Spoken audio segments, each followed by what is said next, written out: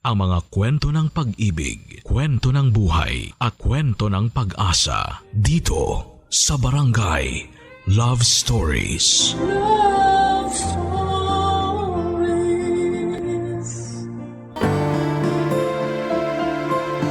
Habang tumatanda ka, mas natututo kang pahalagahan ang ating kaligayahan.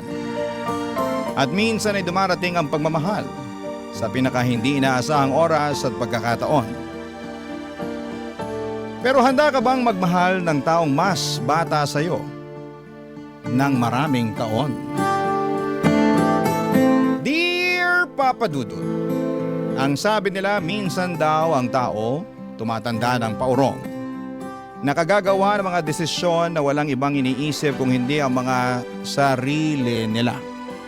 Kasi nga ang gusto na lamang nila ay maging masaya at mag-enjoy sa buhay nila.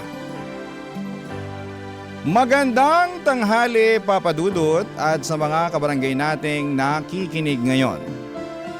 Just call me Martha. I'm 45 years old now at dating guro sa US. Doon na rin ako nakapag-asawa at bumuo ng pamilya. Kaya lang sa kasamaang palad, kakagraduate lamang ng unika iha ko nang mamatay ang asawa ko. At nang magkaroon ng trabaho ang anak ko ay nag-decide na akong umuwi na lamang ng Pilipinas at magtayo ng sariling negosyo. Maayos ang buhay ko sa lumipas na mga taon. Kahit madalas na mag-isa lamang ako, wala naman akong dapat na isipin kung hindi ang sarili ko. Bukod sa maayos naman ang negosyo ay maayos din naman ang buhay ng anak ko sa US. Kaya naman ang mga panahon na yon ay puro pag-i-enjoy na lamang sa buhay ang ginagawa ko, Papa Dudut.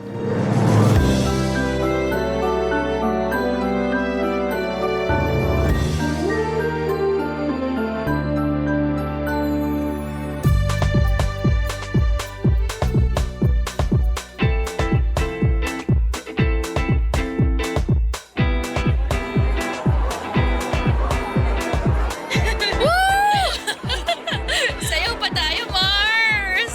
Mars! Pahinga muna tayo. Ano? Ang sabi ko, magpahinga muna tayo kasi nangangawit na yung binti ko sa kakasayaw natin dito. Ay, ano ba naman yan, Mars? Sabi ko naman kasi sa'yo, dalasan mo pagsama sa akin sa gym. Gagawin ko talaga nang maabutan ko naman yung kaseksihan mo. Pero sa ngayon, umupo muna tayo kasi sumasakit na talaga yung mga kasukasukan. Ay nako, tara na nga dun sa table. Grabe, Mars! Ang taas pa rin talaga ng energy mo no hanggang ngayon. Hindi may dedenay na hawak mo pa rin yung title na Queen of the Dance Floor. Ay nako, maka-Queen of the Dance Floor ka naman dyan. Totoo naman, Mars. Aba, tinalo mo pa sa pagsasayaw yung mga bagets na humahataw sa dance floor kanina. Ay, mga kulang kasi sila sa exercise, kaya ang bilis nilang mapagod. Kung kasing sipag mo lang talaga ako mag-exercise, nako, baka magkasing sexy pa rin tayo hanggang ngayon.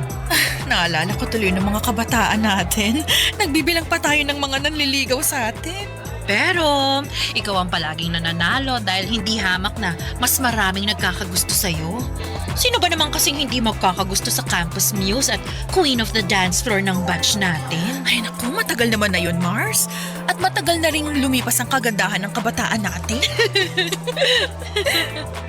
Ay, Mars, teka. May nakatingin dito. Papalapit. Hi ladies. Free cocktails nga pala para sa inyo. Wow, free cocktails. Anong meron, Pogi? May special promo kasi kami tonight para sa mga best dancers sa floor kanina. Ay, kasama ba talaga ako dyan o para sa kaibigan ko lang yan? Hoy, Lani, ano ba yung sinasabi mo? Nakakahiya naman sa kanya. Baka mamaya kung anong isipin eh. Naku, ayos lang yon miss. Magaling ka naman talagang sumayaw kanina. I'm Jeric nga pala, isa sa mga DJ sa resto bar na to. Ah, oo, alam ko. Alam mo? Ibig sabihin, kilala mo na siya? Ay, hindi ko siya kilala, pero alam kong DJ siya. Kanina ko pa kasi siya nakikita na tumitingin sa'yo mula dun sa pwesto niya sa booth. Alam mo, Mars, kanina ka pa humihirit ng ganyan ha. Nakakahiya na talaga dito kay Jeric. Jeric, pagpasensyahan mo na tong kaibigan ko ah. Ganyan lang talaga yung kakulit. Ayos lang, miss. I'm Martha nga pala at siya naman si Lani. Nice meeting you, ladies. I guess it's time for you to enjoy the drinks and the night. Thank you ulit dito sa cocktail na binigay mo ha. You're welcome, Martha. See you later. Tama ba yung narinig ko, Mars? Tinawag ka niyang Martha! Ano namang problema doon? Ayun naman talagang pangalan ko. Wala man lang miss, ma'am, o madam. Martha talaga, ang FC ha? Alam mo, Mars, malakas ang kutob ko na type ka ng bagets na yan. Ay, grabe ka naman mag-isip, Mars. Nagbigay lang ng cocktail, type na kaagad ako. Eh bakit naman hindi? Kanina ko pa kaya siya napapansin na panay ang tingin niya sa'yo mula dun sa may DJ booth. Tsaka, aminin mo, yummy si Bagets. Oo, pero alam mo namang hindi ako pumapatol sa mas bata pa sa akin, no? Kasi ayokong ako yung mas nag-aalaga pagdating sa relasyon. Malay mo naman, mabago ni Bagets ang pananaw mo pagdating sa bagay na yan. Basta, malakas ang kutob ko, mukhang tinamaan sa'yo yang si Jerry.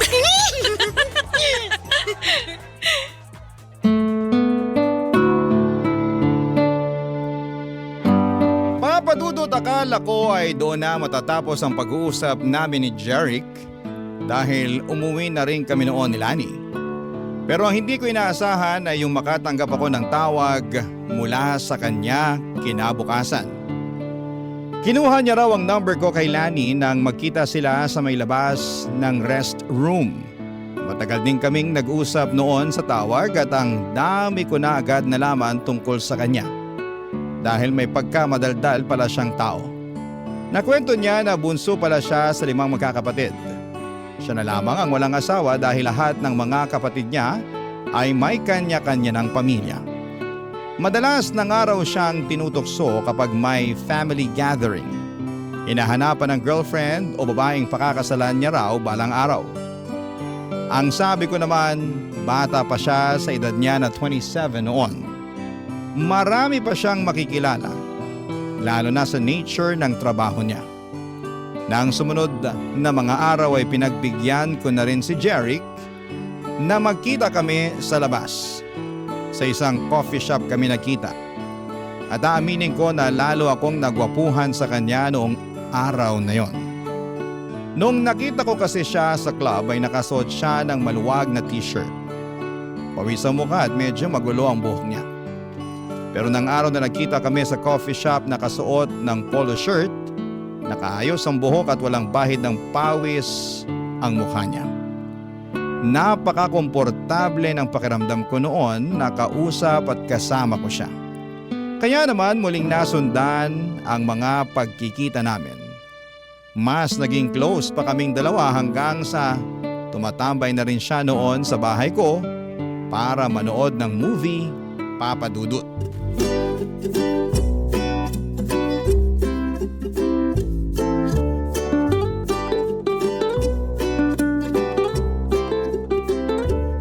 Ang ganda ng ending ng movie, no? Nagandahan ka kahit parehong namatay yung bida? Oo, kasi namatay sila na pareho nilang alam na mahal nila ang isa't isa. Bihira na kaya ang ganun sa panahon ngayon? Naks, panahon ngayon parang ang tanda mo na. Totoo naman ang sinabi ko. Bihira na mangyari yung mamahalin mo ang isang tao hanggang kamatayan mo. Sa bagay, may punto ka naman. Iba na rin kasi talagang generation ngayon, ano? Karamihan sa mga tao, hindi na sineseryoso ang relasyon. O ayan, mag-ice cream ka na muna. Thank you, Martha. Mukhang masarap to, ah. Ay oo, favorite ko talaga tong ube na flavor. Dito nga palaging nasisira ang diet ko eh. Ay, hindi mo naman kailangang mag-diet kasi hindi ka naman mataba. Hey, akala mo lang yun kasi palaging maluwag ang mga damit na sinusuot. Uy, ang sexy mo kaya nung gabi sa club kung saan kita unang nakita. Maka-sexy ka naman dyan. Party dress kasi yun kaya medyo fit sa katawan ko. Bagay talaga sa'yo kasi lalong lumabas ang kaseksihan mo. Martha, may gusto nga pala akong itanong. Ano yun?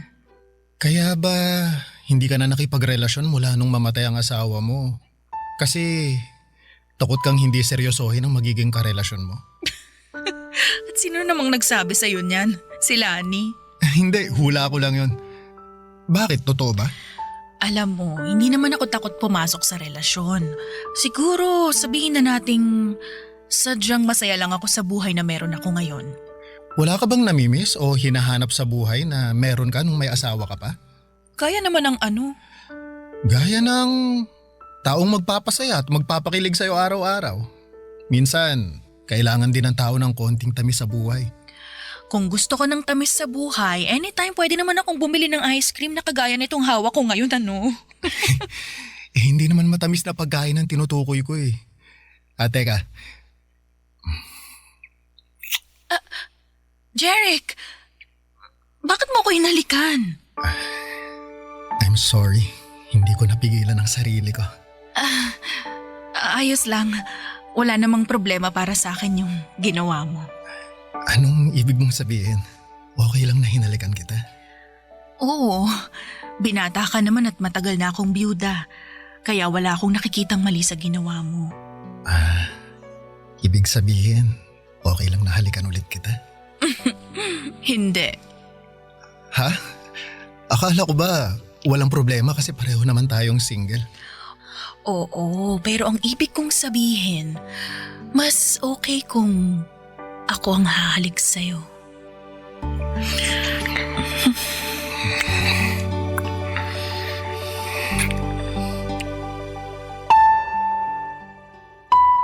Papa Dudut, hindi talaga ako attracted sa mga lalaki na mas bata sa akin.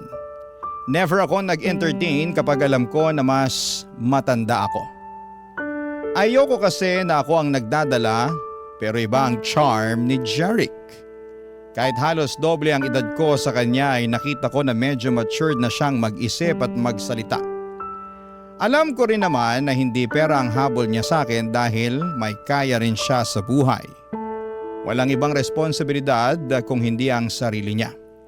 At ramdam ko na maganda ang intensyon niya para sa akin. Ayun nga lang ay hindi ko alam kung ano na ba ang estado ng relasyon namin noon.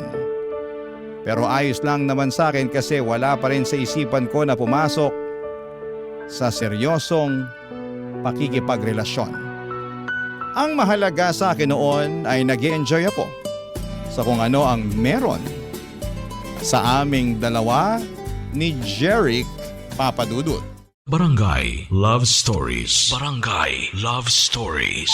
Papa Dudut, nauwi rin po sa relasyon ang namamagitan sa amin ni Jeric. Siya mismo kasi ang humingi ng label at assurance sa aming dalawa. Gusto niya raw kasi na masiguradong wala ng ibang lalaki ang aaligid sa akin. Kahit nga ang kaibigan kong si Lani ay kinikilig noon sa aming dalawa ni Jeric. Sinabi niya na mukhang seryoso daw sa akin si Jeric. Inamin ko naman noon sa kanya ang katotohanan na hindi ako seryoso sa kung ano man ang meron sa amin ni Jeric. Oo, masaya at nag-i-enjoy ako sa company niya. Lalo na at first time kong makipagrelasyon sa mas bata sa akin. Pero wala talaga sa isipan ko na seryosohin ang kung ano man ang namamagitan sa aming dalawa. Pakiramdam ko rin naman noon, Papa Dudut, ay nasa stage si Jeric ng pag-i-explore. Kasama na ang pakikipagrelasyon sa mas matanda sa kanya. Ramdam ko na pareho kami ng hinahanap sa isa't isa. Gusto lamang naming mag-explore at mag-enjoy. At natagpuan namin yon sa isa't isa noon, Papa Dudut.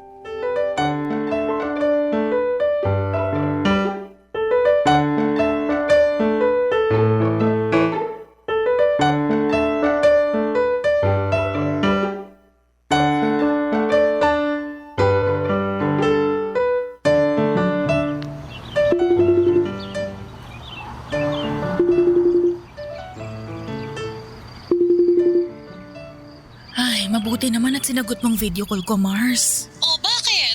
Akala ko ba kasama mo si Jeric sa birthday celebration ng kabarkada niya ngayon? Oo nga, nandito kami ngayon sa bahay ng kaibigan niya. Eh bakit parang inip na yung mukha mo? Tsaka, bakit parang nasa labas? Nandito ako sa may garden nila eh. Mag-isa ka lang dyan? Oo, sinabi ko kay Jeric na magpapahangin lang muna ako dito sa garden. Nilalamok na nga ako dito eh. Ano ba kasing naisip mo at pumunta ka mag-isa dyan sa garden? Mars, naiinip na ako sa loob ng bahay kasama yung mga kaibigan ni Jeric. Yung iba sa kanila, ang lakas magyosi. Tapos hindi pa ako makarelate sa pinag-uusapan nila. Ano ba kasi mga pinag-uusapan nila na hindi ka makarelate, Mars? Tungkol sa mga trending na video sa social media. Mga trending na sayaw at kanta. Tinuturuan pa nga nila ako ng dance step. Sabi ko masakit ang binti ko kaya sa susunod na lang. Dapat pinakitaan mo sila ng Martha dance step mo. Ay naku Mars, kung nakita mo lang sila kanina, iba ang mga trip nilang mga sayaw talaga. Hindi carry ng katawan ko. At saka alam mo ba, pati pala size at design ng brat underwear pinag-uusapan na ng mga bagets ngayon. Ay, talaga ba? Oo, yung isang babae nga ron, kulang na lang maghubad at ipangudngod ang dibdib niya doon sa mga kasama namin. Grabe talaga mga kabataan ngayon, no? Ay naku, sinabi mo pa Mars. Akala ko liberated na ako sa lagay na to Iba pa rin pala talaga yung mga kabataan ngayon. Ay, oo. Ibang-iba talaga sila ngayon kumpara sa atin. Pero, maiba ako. Alam mo, pakiramdam ko, seryoso na yan si Jeric sa relasyon yung dalawa. Ha? Bakit mo naman nasabi yan? Kasi pinakilala ka talaga niya sa buong barkada niya. Hindi ba normal naman yun? Kung kasing edad natin siya, walang espesyal dun sa ginawa niya. Pero dahil malayo ang agwat ng edad natin sa kanya, gusto niya na ipakita sa'yo at sa barkada niya na proud siya sa relasyon yung dalawa. Babe! Ay, Mars, nandito na pala si Jeric. Tawagan na lang ulit kita mamaya, ha? Ay, sige. Mamaya na lang natin ituloy ang tsikahan natin. Bye! Eto, iced tea oh. Thank you, babe. Bakit pala hindi ka na bumalik sa loob? Honestly, medyo naiinip kasi ako Hindi ako makasabay sa pinag-uusapan ng mga kaibigan mo. Ganun ba? Sobrang excited pa naman sila na makabanding ka. Lalo na si Paula, yung nagtuturo ng dance step sa'yo kanina. Hindi ko rin naman kasi masabayan yung dance step na tinuturo niya. Alam mo naman ako, hindi ako ganun sumayaw. Oo, alam ko. Sorry, binida ko kasi na magaling kang sumayaw pero iba nga lang sa mga trip nila. Ayos lang. Pasensya na rin kung hindi ako makasabay sa trip ng mga barkada mo, ha? Pero hindi mo naman kailangang pilitin na sumabay sa kanila Gusto mo ba umalis na lang tayo? Ha? Okay lang ba sa'yo? Oo naman. Ayoko na sayangin mo yung oras mo dito nang dahil sa akin, lalo na kung hindi ka naman pala nag-e-enjoy. Mabuti pa, manood na lang tayo ng sine. Maaga pa naman kaya siguro may mapipili pa tayo ng magandang movie. Sige. Mas gusto ko nga yung idea mo na yan, babe. Sige, ako na lang ang taya ngayon sa movie ticket at popcorn natin. Uy, teka, anong ikaw? Ako ang taya kasi ako ang nagyaya na lumabas tayo ngayon Kaya tara, magpaalam muna tayo sa mga kaibigan ko bago tayo umalis. Papadudot yun ang unang pagkakataon na nakilala ko ang mga kaibigan ni Jeric. Ayoko pa nga sanang sumama kaya lang ay napilitan na rin ako nang medyo magdrama siya sa akin. 3 buwan na rin kasi ang relasyon namin noon at matagal na niya akong kinukulit na gusto na niya akong ipakilala sa mga kaibigan niya. Palagi raw kasi niyang kinagkwento sa kanila at sobrang curious na sila na makilala ko. Kaya naman nang magpa-party ang best friend niya para sa birthday nito ay pumayag na akong sumama para makilala ito at iba pang mga kaibigan ni Jeric. Sa totoo lang, isa sa mga dahilan kung bakit ayaw ko makipagrelasyon sa mas bata sa akin ay yung mga bagay na kinasanayan nila. Mga party, alak, vape at kung ano-ano pa. Kahit na ilang taon akong tumira sa US ay hindi ako kasing liberated na mga ibang kabataan ngayon. At yung mga kaedad ni Jeric. Hindi rin ako makarelate sa mga pinag-uusapan nila na trending sa social media dahil hindi ako madalas na mag-internet talaga, papadudot. Bagay na nararamdaman ko ang pagkakaiba.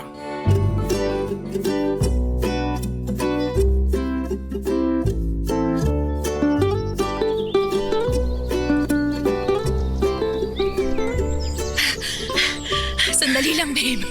Pahinga muna tayo sa pagtakbo. Medyo hinihingal na kasi. O sige babe, sakto. Upo tayo dun sa may waiting shed. Eto, bottled water. Thank you, babe. Pahinga muna tayo ng ilang minuto dito. 2 kilometers na lang naman ang kulang natin Ano? 2 kilometers pa? Oo, konti na lang yun kasi naka 3 kilometers na tayo. Mamatay-matay na nga ako sa katatakbo natin kanina eh. Pwede naman nating mas bagalan ng takbo mamaya para matapos mo yung running workout natin ngayon. Ay, sige. Ang mahalaga naman eh matapos ko kahit hindi ganun kabilis, tama ba? Oo, kahit lakad takbo pa ang gawin natin mamaya. Yan talagang gagawin ko kasi baka hindi na ako makapag-gym bukas. Pero alam mo, ang galing mo nga babe. Dati 1 kilometer pa lang tumitigil ka na kaagad sa pagtakbo. Ngayon nakadiretso ka na ng 3 kilometers na takbo. Palakas ka na ng palakas sa pagtakbo babe. Eh, paano ba naman ako hindi lalakas? Napakahigpit pero napakahati naman ng running coach ko. Naku, yung hati medyo tagilid tayo dyan. Pero yung mahigpit ako na running coach, i-claim ko na yan kasi para sa'yo din naman ng paghihigpit na ginagawa ko eh. Oy, teka, anong hindi ka hati? Eh halos nakahabol tingin sa atin yung mga babaeng naka-sports bra na nadadaanan nating tumatakbo kanina. Akala mo hindi ko napansin yun, ha? Nabilisan lang sila sa pagtakbo natin kaya sila napalingon. Ikaw talaga kung ano na naman yung iniisip mo. Babe, di ba nabanggit mo na mahilig ring mag-jogging si Trish? Palagi nga niya akong sinesenda ng picture niya sa mga fun run na sinasalihan niya sa US. Madalas din siya nagkikwento tungkol sa personal record na nahihit niya sa pagtakbo niya. At natutuwa talaga ako kapag yun ang topic namin dahil alam ko na pinaghirapan niya yun. Nakakatuwa naman at yun ang madalas niyang ikwento sa'yo. Ay, naku, oo. Kaya nga nakahiligan ko rin ng pagtakbo dahil sa kanya. Ngayon lang talaga ako mas sinisipag. Bakit mo nga pala natanong? Wala lang. Iniisip ko lang kung ano kaya ang pwede naming pag-usapan na alam kong pareho kaming makaka-relate sa topic. Anong ibig mong sabihin na topic na pag-uusapan yun ng anak ko? Ang ibig kong sabihin, gusto ko lang na maging komportable siya, nakausap ako. Pag pinakilala mo na ako sa kanya. Abay, bakit mo naman naisip ang tungkol sa bagay na yan? Syempre, doon din naman tayo kasi papunta, di ba? Ipapakilala mo rin ako sa anak mo bilang boyfriend mo. Kasi babe, gusto na kitang ipakilala sa parents ko eh. Plano ko nga na isama ka sa family gathering namin next week para makilala mo na rin ang ibang kamag-anak ko. Ay, teka, hindi ba parang masyado namang mabilis sa mga plano na nasa isip mo, babe? Maglilimang buwan pa lang ang relasyon natin. Babe, kagaya nga ng sabi ko kanina, doon din naman tayo papunta.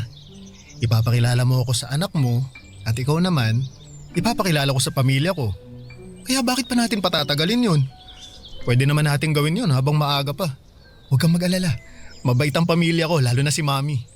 At sigurado ako na magkakasundo kayong dalawa. Papadudot, nagulat talaga ako nang sabihin ni Jeric na gusto na niya akong ipakilala sa pamilya niya. Nang marinig ko yun mula sa kanya ay kinabahan talaga ako. Hindi dahil sa excitement, kung hindi alam kong gusto ng iba na ang gustong mangyari ni Jeric sa relasyon namin. Papadudot, doon ko naramdaman na mukhang tama si Lani sa palagi niyang sinasabi na seryoso na si Jeric sa kung ano ang meron sa aming dalawa. Oo, may mga oras noon na nagpaplano si Jeric para sa future naming dalawa at gusto niya na sa susunod na taon ay kumuha na kami ng bahay para sa aming dalawa. Gusto niya rin na pagkatapos daw ng kasal namin ay sa ibang bansa kaming mag-honeymoon. At kung sino lang ang dapat na maging bisita sa araw ng kasal. Marami pa siyang mga plano at hindi ko naisip talaga na seryoso siya sa mga bagay na yon, Papadudot. Pero kinakabahan ako ng dahil doon. Barangay Love Stories. Barangay Love Stories. Papadudot, nagsimula na po akong makaramdam ng pagkailang kay Jeric noon. Para bang nabawasan yung kilig at excitement na nararamdaman ko noon. Oo, at naging masaya ako sa relasyon namin, pero hindi talaga pumasok sa isipan ko na magiging seryoso siya sa akin. Na magiging seryoso kaming pareho. Kaya nga kapag nagtatanong siya kung kailan ko siya ipapakilala sa anak ko, ay umiiwas akong sagutin yon, Papadudot. Dahil wala akong balak na ipakilala siya sa anak ko na halos ilang taon lang ang tanda niya. Hindi ko rin ma-imagine ang sarili ko na magpapakasal ulit tapos sa mas bata pa sa akin. Doon na po ako nagdesisyon na simulang iwasan si Jeric. Binawasan ko yung mga oras na magkasama kami. Gumagawa ako ng dahilan kapag nag-aaya siya ng date.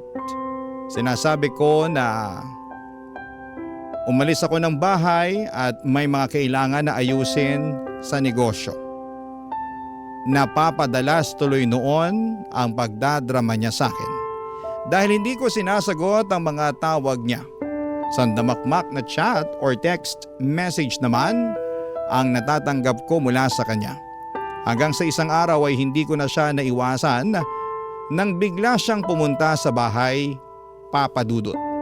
Sakto naman na may ine-expect ako na delivery kaya lumabas ako at pinagbuksan ko siya ng gate ng mga oras na yon.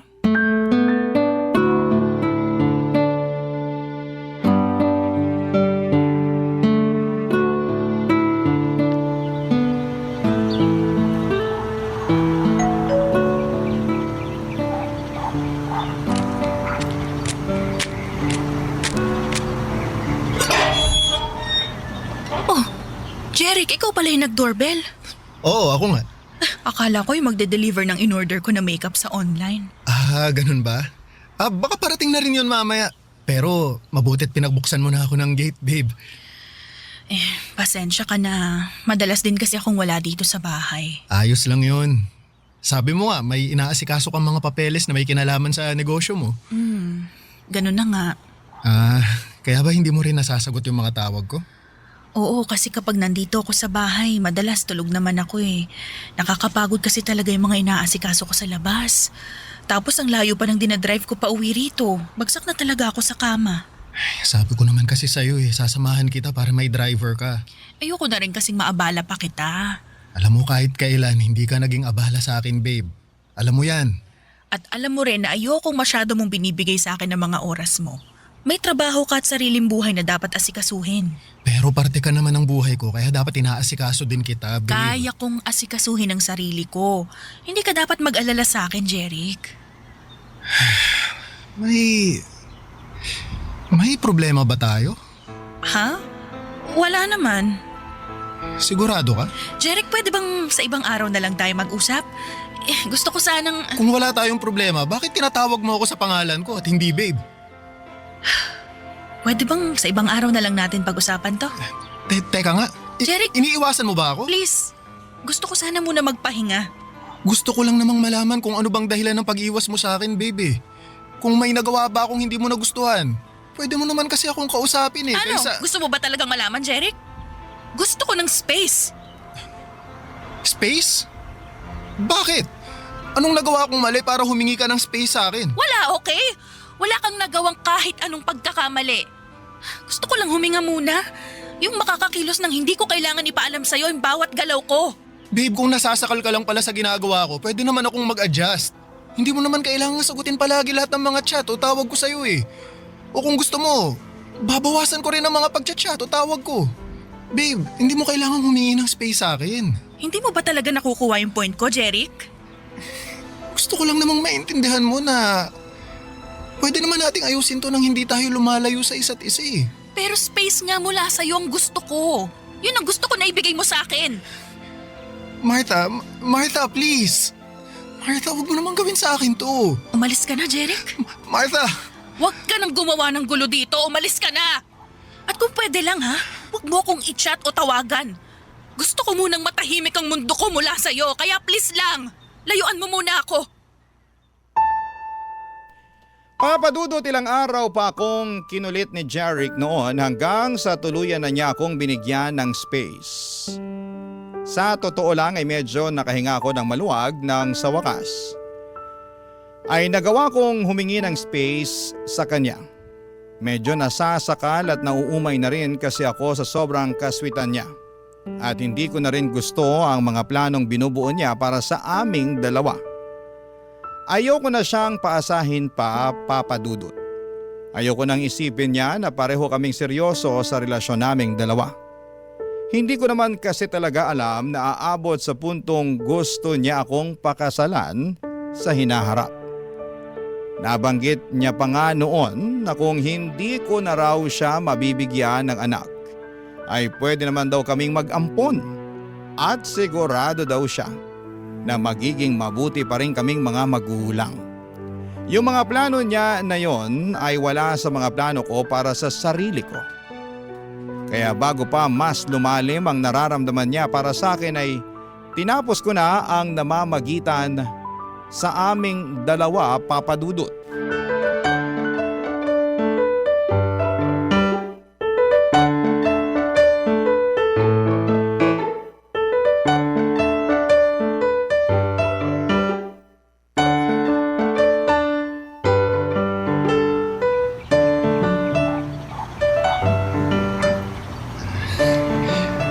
Martha, pwede ba tayong mag-usap?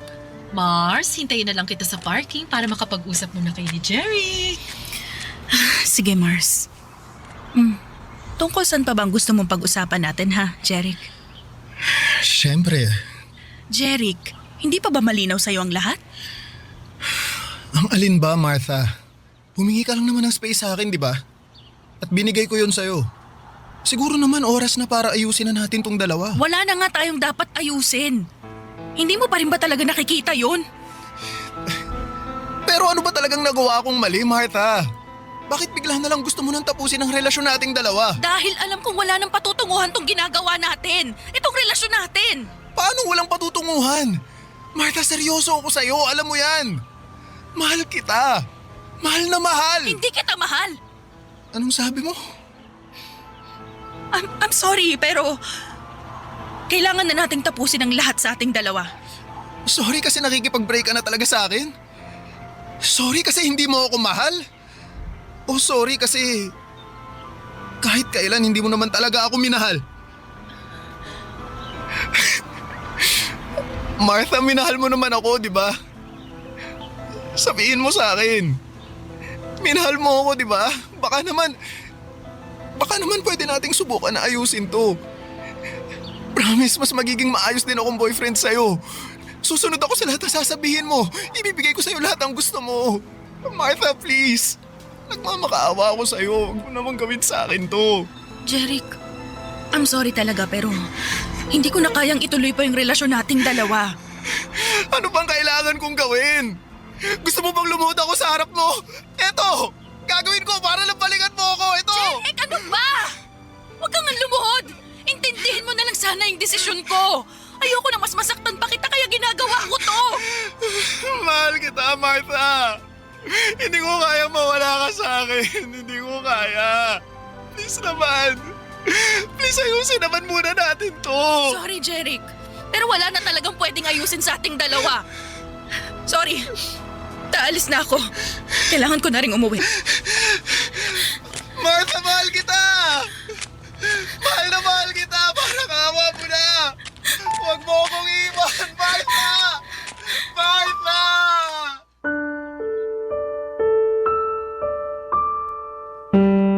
Papa Dudut, hindi rin naman naging madali sa akin ang pakikipaghiwalay kay Jeric. Kahit paano ay naging espesyal siya sa akin at aaminin ko na napakilig niya rin talaga ako. Para kung bumata ng 10 taon ang mga panahon na magkarelasyon kaming dalawa. Wala siyang ibang pinaramdam sa akin kung hindi puro kilig at saya lamang. Siguro kung nakilala ko siya noong kabataan ko at pareho kami ng edad ay baka siya na ang nakatuluyan ko. Pero hindi ngayon na gusto ko na lamang mag-enjoy sa buhay na mag-isa. Hindi rin kagad sumuko noon si Jeric, Papa Dudut. Sinubukan niya pa rin gumawa ng paraan para magkabalikan kami. Sa kabila ng ilang ulit na pagtataboy ko sa kanya, may ilang beses pa siyang pumunta sa bahay para subukan na kausapin ako. Pero hindi na ako lumalabas para harapin siya. Kinukulit niya si Lani na tulungan siyang makausap ako at may isang beses na pumunta siya sa bahay na lasing at sumisigaw sa labas. Napilitan akong lumabas para kausapin siya. Halos sumagulhol ulit siya at nagmamakaawa na balikan ko siya. Hindi ko na rin tuloy napigilan ang sarili ko na maluha noon. dahil sa awang nararamdaman ko. Hindi ko naman talaga gustong paasahin at saktan si Jeric noon. Gusto ko lamang na mag-enjoy sa buhay at maging masaya. At kahit ramdam ko kung gaano kaseryoso sa akin si Jeric ay hindi ko na siya pwedeng paasahin pa. Dahil alam ko na magkaiba kami ng pananaw sa buhay. At sa bandang huli, mas masasaktan ko lamang siya. Nagigilty pa rin ako hanggang ngayon pero umaasa na mahahanap na ni Jeric ang babaeng masusuklian ng tama ang pagmamahal niya. Hanggang dito na lamang po ang sulat ko at salamat po sa pagbibigay ng oras sa pagbabasa ng aking sulat. Ang inyong forever, kapuso at kabarangay, Martha. Anong say mo sa Barangay Love Stories na ito? Pagkwentuhan natin sa comment section yan.